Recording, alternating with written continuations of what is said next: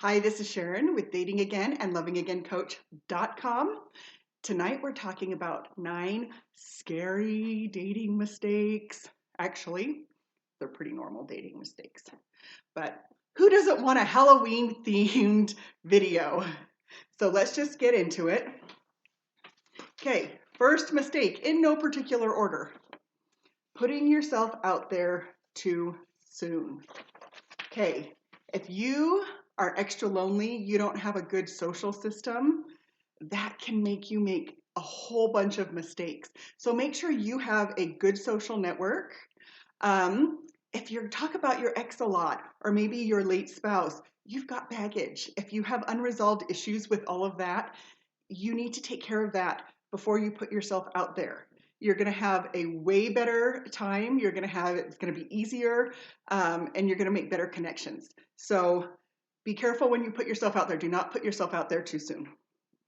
Okay, next one, ignoring red flags. Okay, when people behave badly, they usually don't do a big indiscretion all at once. It starts out teeny and really subtle, and they're really easy to ignore, but when those come up, that's a really good time to set some boundaries. To say, nope, I really don't accept that kind of behavior, because if you squish those behaviors early, they never turn into bigger bad behaviors, bigger red flags. So we'll keep that in mind. Okay. Pretending you are someone that you are not. This usually happens because people have insecurities. This is like exaggerating about a job position, even down to like pretending you're a really good housekeeper or talking about that because maybe somebody's ex was a really bad one. This is anything that you're insecure about that you put out there in a different way, like exaggerating probably more than lying. But honestly, if you have a problem with yourself that you think that you need to exaggerate, fix it. Fix it before you put yourself out there. That way you can put yourself out there as a wonderful, authentic person and you won't have to hide anything. Okay. Chasing. This one is big. If you are in a one-sided relationship, most likely you are chasing. If you are doing nice things for people or someone, if you are always making the dates, honestly, you're probably chasing. If what you're doing is not being reciprocated at all, let's say you're making a bunch of romantic gestures and you're still not getting the dates, that would be chasing. And honestly, move along. Move along to somebody else that's going to reciprocate your kindness and your thoughtfulness. Okay, rushing into connection. Now, most of us, when we start feeling really attracted to someone or the conversation's really easy and it looks like it's going well, want to rush into, let's talk about our hopes and dreams and let's make plans for the future. And I'm going to call that connection. Because that does build a deeper connection. Like, we're not very patient. But what that does is that opens us up to scammers, or that opens us up to people who might want to hurt us. So hold off on the connection until you feel like you can really trust a person. Okay.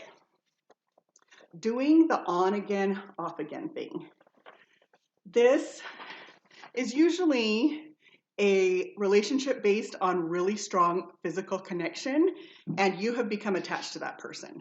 So you know that something's off, you know that it's not going to work, but you break up, but then all your dopamine's like lights on fire, and you really miss this person, and you get back together.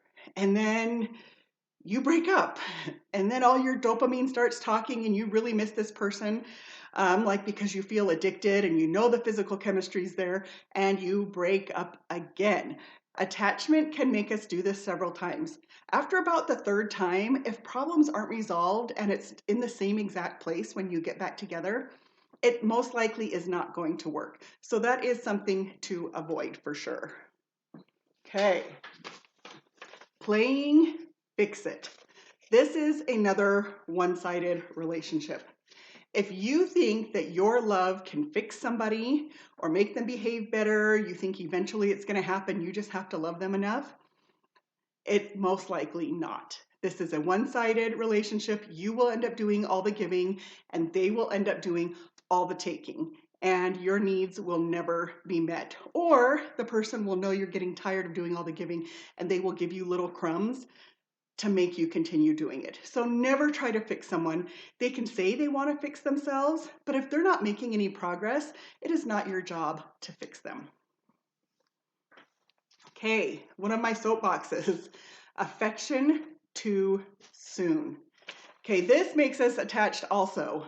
When we just start making out or just getting physical really fast, you need to make sure that you have some of the same goals, some of the same plans. You have fun things in common.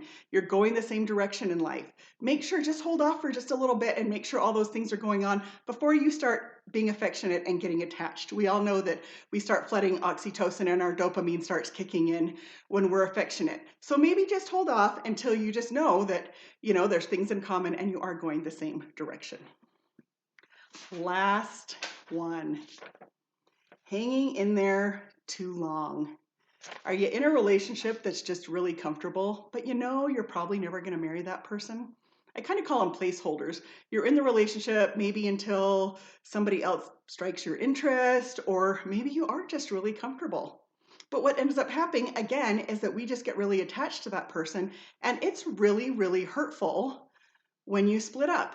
And if you think that you've got the upper hand in this and you're going to break up with them eventually and they break up with you, not only are you dealing with the attachment, but you are dealing with rejection, which by no means is get them before they get you. But it's just a good idea when you know things aren't working, just to cut it off. You don't need to be in a relationship that really isn't working. So that's it for tonight. Thanks for stopping in. Of course, you can follow me on Facebook at Dating Again, at Instagram at dating.again, and my website is lovingagaincoach.com. See you soon.